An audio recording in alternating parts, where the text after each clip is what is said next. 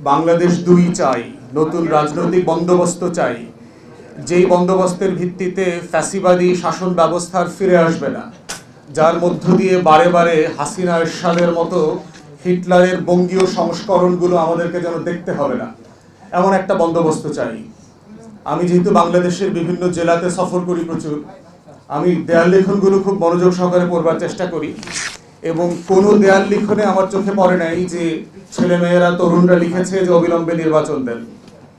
অতএব এই যে দুটা ডায়ামেট্রিকলি ডিফারেন্ট অ্যাসপিরেশন আমাদের দুটো অংশীজনের কাছ থেকে এসছে, এটা কিন্তু বাংলাদেশের সমাজের যে জেনারেশনাল শিফট হচ্ছে এবং একটা সুনামি আসছে আমাদের রাজনীতিতে, এটা খুব পরিষ্কার করে দিচ্ছে।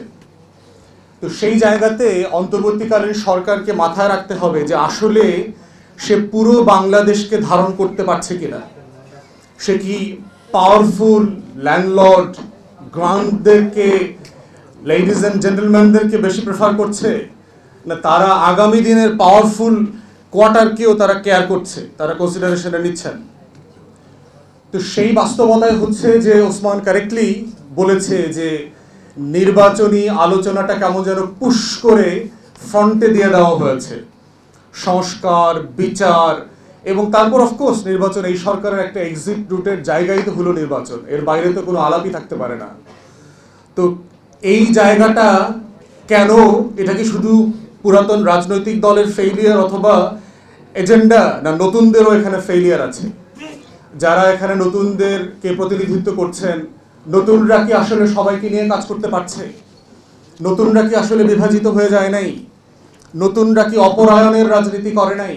যেই অপরায়ণের রাজনীতিকে আমরা আদারিং করবার পলিটিক্সকে আমরা গত 53 বছর ধরে বিভিন্ন বংশ, গোষ্ঠী এবং রাজনৈতিক দলকে ব্লেম করে আসছি, যেই চাঁদাবাজি, গুন্ডামি, বদমাইশি করবার দায় আমরা রাজনৈতিক দল এবং তাদের নেতাদেরকে দিচ্ছি, নতুনরা কি সেই তদবির বাণিজ্য, দুর্নীতি, লুটপাট কি করছে না?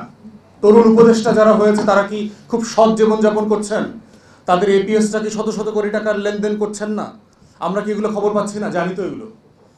অতএব প্রশ্ন হচ্ছে যে যারা নতুন বন্দোবস্ত চেয়েছিলেন তারাই তো আসলে পুরাতন বন্দোবস্ত ইতিমধ্যে হারিয়ে গেছেন।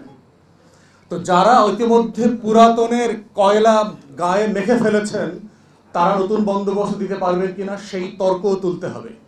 কারণ 24 হচ্ছে এমন একটা জায়গা যে কোনো তর্ককে এখন আর নিষিদ্ধ করা যাবে না, কোনো তর্ককে এখন আর ফেলে দেওয়া যাবে না। কারণ আমরা এখন কালো কোট পরা পেঙ্গুইনদের রাজবংশের শাসনে জমিদারিতে বাস করি না। আমাদের এই জমিদারি হচ্ছে জনগণের জমিদারি, যেই জমিদারিটা শত শত হাজার হাজার বছর ধরে এই জনপদে ছিল। তো সেই বাস্তবতায় আমাদের বক্তব্য খুব পরিষ্কার যে অন্তর্বর্তীকালীন সরকারকে তার এই যে প্যাকেজ প্রায়োরিটিস, সংস্কার, বিচার এবং নির্বাচন, সেই আলোচনার মধ্যে থাকতে হবে তাকে। দ্বিতীয় কথা হচ্ছে যে আজকের টপিকের আলোচনা যে কোন নির্বাচন আগে হবে, নির্বাচনের আওয়াজ যখন আসবে। দ্বিতীয়ত হচ্ছে এই নির্বাচনের আওয়াজের আগে নির্বাচনের সংস্কার কাঠামোটা আগে আলোচনা করতে হবে নির্বাচনের আগে। কারণ আমরা যেখানে যেখানে সংস্কারের দাবি তুলেছি অথবা তুলব, অথবা যে সংস্কার বাংলাদেশ রাষ্ট্র তুলেছে গত অভ্যুত্থানের মধ্য দিয়ে, সেখানে নির্বাচন একটা বড় জায়গা। আমাদের দলের পক্ষ থেকে, আমাদের পক্ষ থেকে নির্বাচন কমিশনের যারা সংস্কার কমিশনে আছেন তাদেরকে আমরা অনেক পরামর্শ দিয়েছি। স্যাডলি অনেকগুলোই আমরা দেখেছি তারা ইগনোর করেছেন। তারা গত পুরাতন আমলের সেই লুটপাটের ইলেকশনটা জারি রাখার জন্য কিছু কাটপেস্ট প্রস্তাবনা দিয়েছেন। দেখেন, বেশ কিছু আমার আগের বক্তারা বলেছেন যে বাংলাদেশের নির্বাচনের যে লুটপাটটা হয় সেখানে দুইটা জায়গাতে মেইনলি নির্বাচনকে ঘিরে ঝামেলাটা হয়। একটা হচ্ছে আপনার প্রার্থিতা বাছাই, আপনি দল কিভাবে কাকে প্রার্থী হিসাবে নমিনেশন দিচ্ছে, এইটা মোটা দাগে একটা বড় জায়গা যেখানে দুর্নীতি, লুটপাট এবং হিউজ হাজার হাজার কোটি টাকার বাণিজ্য হয়।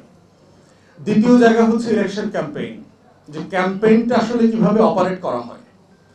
এখন দেখেন, আমরা সবাই জানি যে একটা ইউনিয়ন পরিষদের চেয়ারম্যান, মেম্বার, উপজেলা পরিষদের চেয়ারম্যান হবার জন্য আপনার কোটি কোটি টাকা দলগুলোকে দিতে হয়েছে এর আগে, এবং এটা যে আগামীতে দিতে হবে না তার কোনো নিশ্চয়তা, চরিত্রের পরিবর্তন আমরা এখনো দেখতে পাচ্ছি না।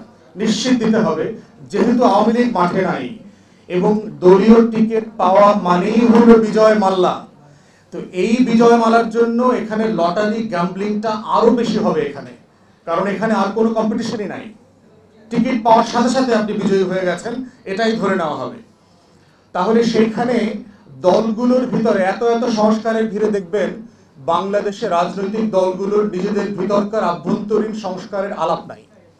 যারা বলছে যে আমরা এত দফা দিয়েছি, তত দফা দিয়েছি, আমরা এই সংস্কার চাই, সেই সংস্কার চাই, তারাই দেখবেন নিজেদের দলের ভিতরে গণতন্ত্র, নেতা নির্বাচন, সমালোচনা, সেগুলো নিয়ে তারা আলাপ তুলছে না।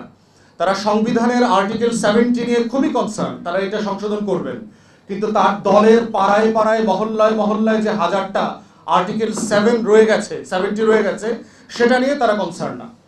তাহলে দলের ভিতরে আর্টিকেল 70 রেখে রাষ্ট্রে, সংবিধানে আপনি আর্টিকেল 70 কিভাবে বদলাবেন?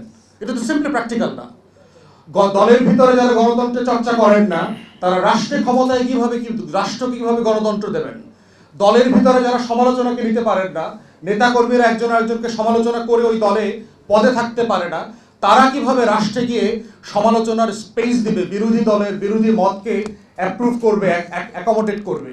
দলের ভিতরে থেকে যারা লুটপাট, চুরি, চামারি, দুর্নীতি বন্ধ করতে পারছেন না ক্ষমতায় যাওয়ার আগেই, তারা ক্ষমতায় গিয়ে কিভাবে রাষ্ট্রের ভিতরে দুর্নীতি, চুরি, চামারি, লুটপাট বন্ধ করবেন? তাহলে এই যে মোটা দাগে নির্বাচনকে কেন্দ্র করে দলের আভ্যন্তরীণ সংস্কার দরকার, সেই আলাপটা মোটা দাগে বড় কোনো রাজনৈতিক দল করছে না বলে যেটা আমি আশঙ্কা করছি, অলমোস্ট কোনো রাজনৈতিক দলের, বড় দলের নেতাদের সাথে আমরা যখন কথা বলেছি, আমরা দেখেছি তারা বিশ্বাস করে না, নিজেরাই মন খুলে বলেছে যে তারা আসলে কোনো সংস্কার করতে পারবে। তাদের দলের নেতারা যারা সৎ, যারা আন্তরিক, তারা পরিষ্কার করে বলেছে যে আমরা ক্ষমতায় গেলে কোনো সংস্কার হবে না। This is the bottom line বাংলাদেশের। এটাই হলো 24 পরবর্তী নতুন রাজনীতির বন্দোবস্ত। আগের মতোই আমরা ফিরে আসবো ঝাঁকে ঝাঁকে।